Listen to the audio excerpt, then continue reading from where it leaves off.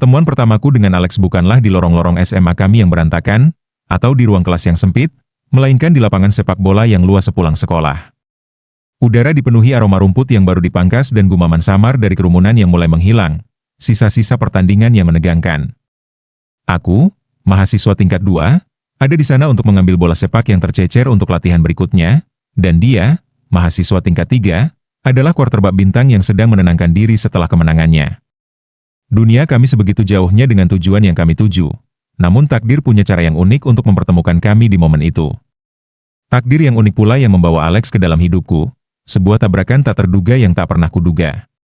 Sekolah kami adalah mikrokosmos hierarki sosial, labirin kelompok dan aturan tak tertulis. Atlet berteman dengan atlet, jenius dengan jenius, dan anak teater berteman dengan anak teater. Saya, seorang pemalu dan artistik, merasa nyaman berada di kategori terakhir. Sementara Alex, sang jenius sepak bola, mendominasi kategori lainnya. Namun, saat mendekati tepi lapangan sepak bola, matahari terbenam memancarkan rona keemasan pada garis-garis putih yang baru dicat, saya merasakan tarikan yang tak terjelaskan ke arahnya. Ia bagaikan sebuah studi tentang kontras. Kaos yang basah kuyup keringat melekat di tubuhnya yang kencang, tekad yang kuat terukir di wajahnya, dan cara tangannya yang lembut menggenggam bola. Saat bola bergulir mendekatinya, ia mendongak, dan mata kami bertemu. Waktu terasa melambat, seolah semesta telah menekan tombol jeda hanya untuk kami. Tatapannya intens, campuran rasa ingin tahu dan tantangan, dan saya merasakan getaran di perut yang hanya pernah saya baca di halaman-halaman novel roman yang tersembunyi di bawah tempat tidur saya. Ia mengangkat alis, dan saya menyadari bahwa saya telah menatapnya, tangan saya terulur tetapi membeku di udara. Saya berseru canggung, "Hai," dan segera berbalik untuk mengambil bola sepak nakal itu. Ketika aku berbalik, Alex berjalan ke arahku, langkahnya seyakin singa. "Kau main sepak bola?" tanyanya, suaranya bergemuruh dalam yang seakan bergema di dalam diriku. "Ya," jawabku, berusaha terdengar santai meskipun jantungku berdebar kencang. "Kau quarterback, kan?" "Itu aku," katanya, menyeringai yang bisa membuat matahari pun iri. "Siapa namamu?" "Emily," kataku, merasakan panas menjalar ke pipiku. "Aku anggota tim sekolah."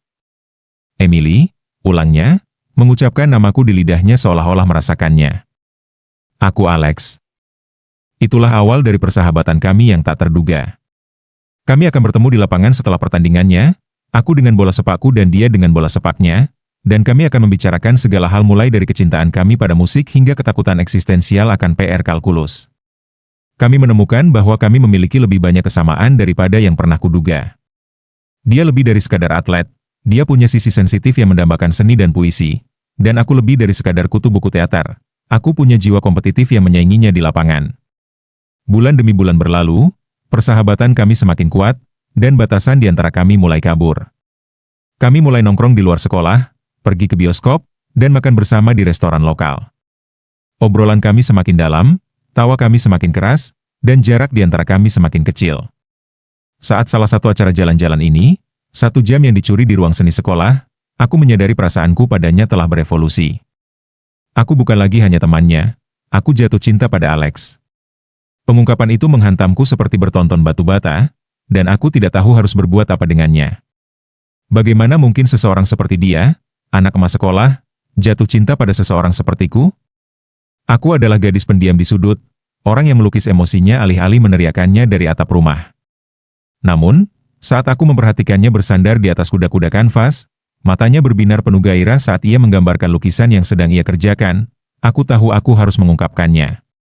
Pada suatu malam yang menentukan, dengan dalih membutuhkan bantuan untuk proyek sekolah, aku mengundang Alex ke rumahku.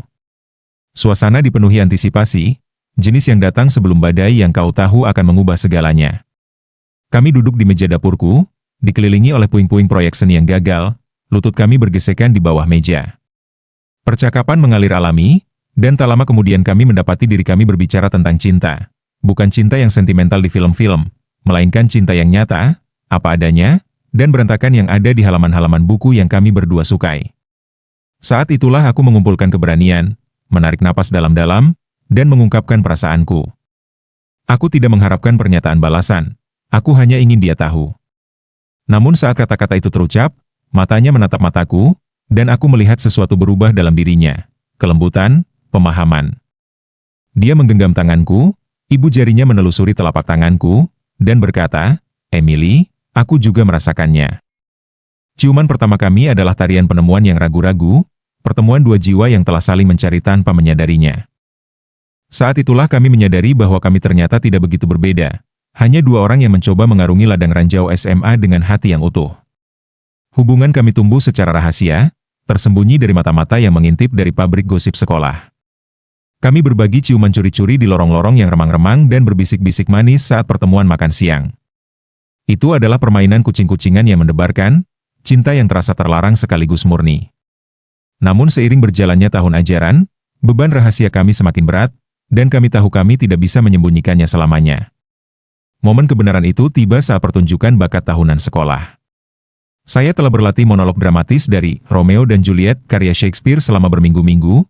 Jantung saya berdebar kencang setiap kali saya mengucapkan kata-kata dari sepasang kekasih yang bernasib sial itu. Alex telah menjadi sandaran saya, papan suara saya, dan motivator saya. Saat saya naik panggung, lutut saya gemetar, saya mencari wajah familiarnya di antara penonton. Ketika saya menemukannya, kegugupan saya mereda. Dia duduk di barisan depan, dengan sebuket bunga liar di tangannya, menatapku dengan penuh cinta yang begitu kuat sekaligus tak terduga. Setelah penampilanku, diiringi gemuruh tepuk tangan di sekelilingku, dia berdiri dan berjalan menuju panggung. Dia menyerahkan bunga-bunga itu kepadaku, dan di hadapan seluruh sekolah, dia berbisik, "Kaulah cinta sejatiku, Emily." Penonton terkesiap, dan aku merasakan pipiku memerah, tetapi yang bisa kulakukan hanyalah tersenyum. Kami telah melewati batas persahabatan menuju sesuatu yang jauh lebih mendalam. Cinta kami bukan lagi rahasia, dan saat kami berpelukan, dunia di luar gelembung kami terasa menyempit. Sisa masa SMA adalah pusaran cinta dan pertumbuhan. Kami menghadapi tantangan, baik dari dalam maupun luar, tetapi kami menghadapinya bersama. Kami belajar bahwa cinta bukan hanya tentang gestur agung atau pernyataan dramatis. Cinta adalah tentang momen-momen hening pemahaman, tawa bersama, dan kenyamanan bergandengan tangan. Namun, cinta di SMA itu tak menentu, dan menjelang kelulusan, kami harus menghadapi pertanyaan yang tak terelakkan. Apa yang akan terjadi selanjutnya? Kampus menanti kami berdua, menarik kami ke arah yang berbeda dengan janji awal yang baru dan kesempatan yang tak terbatas. Kami memutuskan untuk mengambil kesempatan, untuk melihat apakah cinta kami mampu bertahan dalam ujian waktu dan jarak. Maka, kami pun berpisah, berjanji untuk tetap berhubungan, saling mengunjungi, dan tak akan pernah melupakan ikatan yang telah terjalin di lapangan sepak bola di bawah matahari terbenam itu. Bertahun-tahun telah berlalu sejak saat itu, dan hidup kami telah membawa kami ke jalan yang berbeda. Namun, setiap kali saya merasa tersesat atau sendirian, saya teringat kembali masa-masa itu, kepada lelaki yang mengajari saya bahwa cinta bisa datang dari tempat yang paling tak terduga, dan terkadang, yang dibutuhkan hanyalah keberanian untuk mengambil risiko. Dan meskipun kita tak lagi bersama dalam arti tradisional, hati kita akan selalu terjalin, sebuah bukti kekuatan kisah cinta sekolah menengah yang tidak pernah dimaksudkan untuk dibatasi pada halaman buku, tetapi sebaliknya dimaksudkan untuk dijalani dengan lantang, di udara terbuka lapangan sepak bola, di bawah pengawasan mata alam semesta.